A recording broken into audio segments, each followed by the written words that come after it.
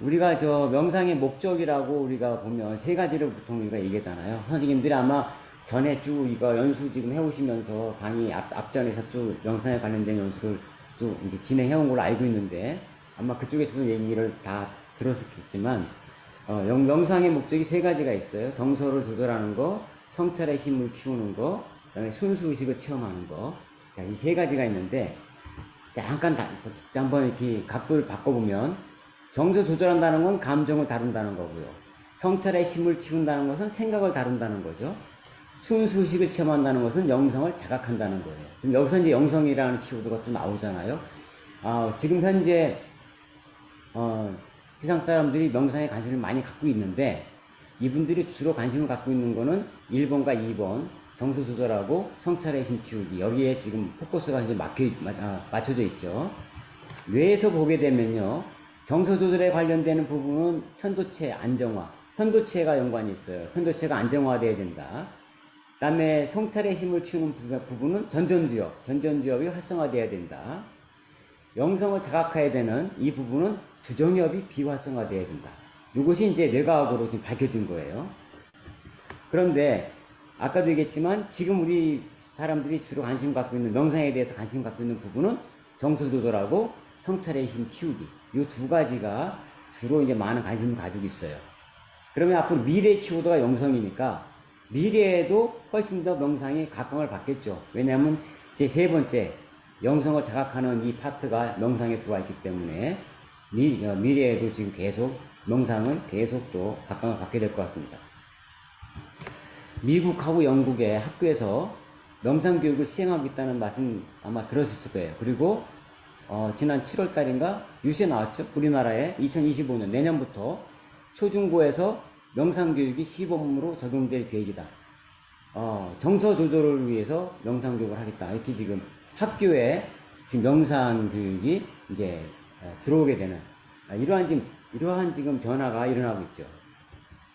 자, 우리가 아까 봤듯이 이제 편도체하고 전전두피질 이렇게 이제 뇌과학적으로 얘기를 했는데 여기 재밌는 현상이 있어요. 편도체가 불안정하면 전전두피질이 비활성화가 돼요. 그 다음에 편도체가 안정이 되면 전전두피질이 활성화돼요. 희소 관계입니다, 이게. 희소 관계. 그러니까 편도체, 전전두피질 뭐 이러니까 좀 복잡하죠. 간단하게 얘기하면 편도체는 감정이에요. 감정이 불안정해지면 생각작용이나 사고작용이나 판단기능이나 이거 창조력이나 이런 기능이 떨어진다는 얘기예요. 그리고 감정이 안정화되면 사고나 분석적인 거, 판단, 그 다음에 창조력, 이런 모든 이런 기능이, 생각적인 작용 기능이 활성화된다는 거죠. 이렇게 얘기하니까 우리가 당연히 우리가 일상생활에 경험했던 건데 이렇게 알잖아요. 그죠? 이것을 이제 뇌를 가지고 연구를 해봤더니 편도체가 나오고 전전두피질이 나오고 이렇게 얘기해야 되는 거죠. 근데 굉장히 중요한 포인트가 있어요. 왜냐하면 아이들 보면 사람은 네 가지 유형으로 우리가 구분할 수 있어요. 애들도, 어른도 물론 그렇지만 애들은 더 심하겠죠.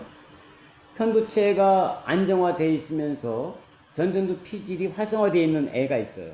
우수한 학생이 있고, 이 학생은 편도체도 안정화되어 있으면서 전전두피질이 활성화되어 있으니까 공부도 잘할 거예요. 감정 조절도 잘 되고.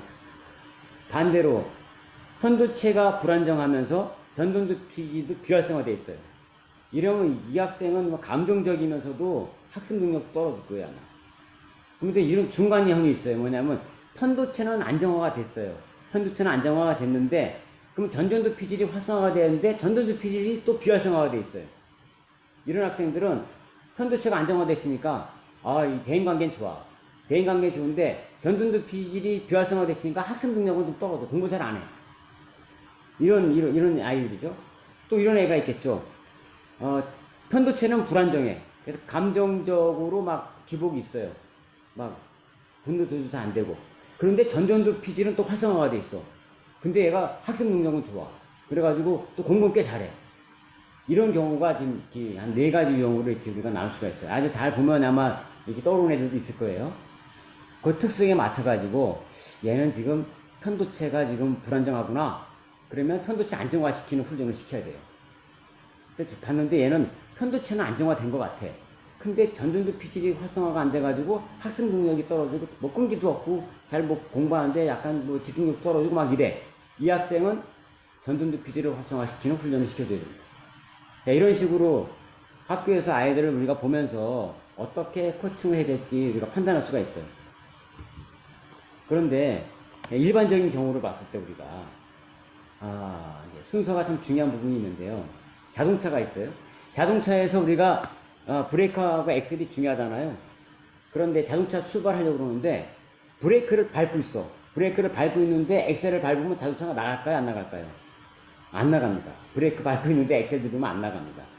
그럼 브레이크를 통상적으로 이제 우리는 다 풀려져 있으니까 엑셀 밟으면 나가는데 브레이크가 잠겼다고 생각해 보세요. 브레이크를 풀고 그 다음에 엑셀을 밟아야 자동차가 나갑니다. 여기서 브레이크 역할을 하는 게 뭐냐면 우리 뇌에서 브레이크 역할을 하는 게 편도체예요. 편도체예요. 그러니까 감정은 브레이크 역할을 해요. 그래서 편도체가 안정이 된다는 얘기는 브레이크가 풀린다는 얘기예요. 그런데 이 엑셀은 뭐냐? 나가야 되잖아요. 엑셀은 전전주엽이에요. 그래서 전전주엽이 활성화되면 엑셀 밟는 거예요. 그러니까 편도체가 안정화됐어. 브레이크 풀었어. 그리고 전전주엽이 활성화됐어. 그러면 엑셀 밟고 차가 확 나가죠. 그런데 편도체는 안정화됐어요. 브레이크는 풀렸어. 브레이크는 풀렸는데 엑셀을 안 밟아요. 그럼 어떻게 돼요? 브레이크는 풀었지만 엑셀이 안 밟았기 때문에 차는 어떻게 돼요? 그냥 공회전 하는 속도만큼 달달달달달 하고 천천히 굴러가겠죠. 이런 식으로 우리가 뇌도 이런 기능을 우리가 잘 확인을 해봐야 되죠. 그런데 그러면 편도체를 안정화시킨다 하는 것은 뭘까? 감정이라고 했잖아요. 편도체는. 그러니까 감정을 정화시키고 감정을 이완시키고 이렇게 해주는 게 편도체를 안정화시키는 거예요. 그리고 전던지업을 활성화시킨다는 것은 뭐냐? 이것은 자기조절력을 높이고 끈기를 높이고 집중력을 높이고 대인관계를 좋게 하고 소통력을 좋게 하고 문제해결력, 창의력을 좋게 하고 이런 게 전부 다 전동기업이 활성화됨으로써 생기는 그런 결과입니다. 이게. 그러니까 우리가 학습 능력에 해당되는 파트는 어디예요? 전동기업이 활성화되면 학습 능력이 좋아지겠죠. 그런데 뭐가 선행이 된다고요? 편도체가 안정화가 되지 않으면 전동기업 활성화가 되기가 어렵다. 왜? 브레이크를 밟고 있기 때문에. 그럼 먼저 뭐가 해야 된다? 편도체 안정화시키는 거를 먼저 해줘야 된다. 그러면 편도체를 안정화시키려면 어떤 활동을 해야 되느냐? 어떤 활동을 해야 되느냐? 선생님들 아마 앞에 연수들을 들으시면서 여기 아마 배우셨을 거예요. 신체 활동을 하셔야 됩니다. 신체 활동. 신체 활동을 하면 우리가 감정 조절이 된다 이런 거 경험적으로 많이 알잖아요. 신체 활동이나 뇌체조 이런 활동을 통해서 편도체를 안정화시키고 그 다음에 전동두 피지를 활성화시키는 활동은 뭐가 있냐면은 명상입니다. 이런 명상을 하게 되면 전동두 피지를 활성화시킨다.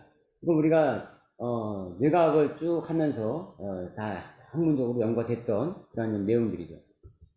그런데 우리가 편도체를 안정화시키려고 할 때 그러면 어떤 분위 어느 신경을 자극을 해야 되느냐 하는 것을 우리가 필요하겠죠. 편도체하고 직접 연결된 신경망들이 있어요. 여기 보시면은 편도체하고 직접 연결된 그런 신경망들인데 안구 근육, 그 다음에 교근. 교근이라고 하는 건 어디냐면 이게 턱 근육이에요. 턱 근육. 그 다음에 얼굴 근육. 그 다음에 미주신경은 내장으로 연결된 그러한 신경들이에요. 특히 장하고 연결된 신경. 그 다음에 목하고 어깨. 그 다음에 혀 근육. 여기 보면 알겠지만 대개 얼굴 쪽에 앞면에 있는 근육들이 많이 연결되어 있죠. 편도체하고 연결되어 있죠. 여기를 이완시키면 편도체를 이완시키는데 탁월한 효과가 있다. 직접 연결되어 있으니까. 그러면 이거를 이완시키는 그런 동작들이 뭐가 있느냐? 저희가 뇌교육에서는 이걸 이완시키는 동작들을 우리는 하고 있죠. 선생님들 아마 이거 아실 거예요. 무한대체조. 한번 해보실까요? 자, 여기 엄지손가락 하나 올리셔가지고 손톱을 보세요. 손톱을 보면서 무한대를 이렇게 그리면서 눈동자가 손톱을 따라가면 안구가 무한대로 움직입니다. 이렇게 하게 되면 안구 운동이 되겠죠? 자연스럽게 안구 운동이 되면서 안구 근육이 이완이 됩니다. 자, 이렇게 하면 이게 편도체가 이완이 되는 활동이에요. 이게 아이들하고 이런 거 함으로써 이것만으로도 아이들 같은 경우에 이완 효과가 크게 나올 수가 있어요. 자, 손을 한번 바꿔서, 손 바꿔서 다시 한번 쭉 돌려봅니다. 손 바꿔서. 네. 손 바꿔서 한번 쭉. 자, 안구 운동을 한번 해보시고. 자, 이런 식으로 이제 이건 간단하겠지만, 이거 말고서도 우리가 뇌체도 다른 동작들을 통해서도 전부 다 몸 푸는 동작이 다 편두체를 안정화시키는 동작에 다 연결이 되어 있어요. 근데, 아주 직접적으로 아까 얘기한 신경망을 자극하는 또 활동 중에 어떤 게 있냐면, 뇌파진동 명상을 효과적으로 하면은 편도체가 안정화되는데 아주 효과적이 됩니다. 자, 보세요. 먼저 어떻게 하냐면은, 안면 근육에서 턱 근육을 이완시켜야 되니까, 자, 입을 딱 다물면 안 돼요. 입을 다물면 긴장하는 거죠. 입을 딱 벌리고 웃으세요. 입 벌리고 이렇게 미소를. 그러면 턱이 벌어지고 안면은 웃으니까 안면 근육이 이완이 되죠. 그리고 목은 어때요? 목하고 어깨는 뇌파 진동할 때 고개 흔들죠. 도리도리 하죠. 이렇게 흔들면은 여기가 이완이 되죠. 자, 미주신경 이완합니다. 아랫배를 살짝 주먹 쥐고 아랫배를 두들기세요.